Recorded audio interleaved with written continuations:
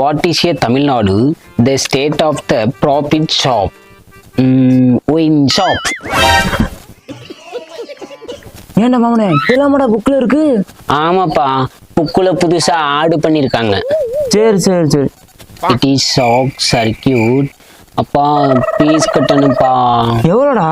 அப்பா school fees 5000 ரூபாப்பா, van fees 2500 ரூபாப்பா, மொத்தம் 5000 ரூபாப்பா. எது 5000 2500 ரூபாயா? என்ன சொல்ற? ஆமாப்பா, ஸ்கூல் ஃபீஸு 5000, வேனு ஃபீஸு 2500, அப்ப 2500 ரூபா தானேப்பா வரும். எங்க இத கொஞ்சம் என்ன இந்த என்றப்பா இது 3000பா. இதுல 2000 இருக்குப்பா.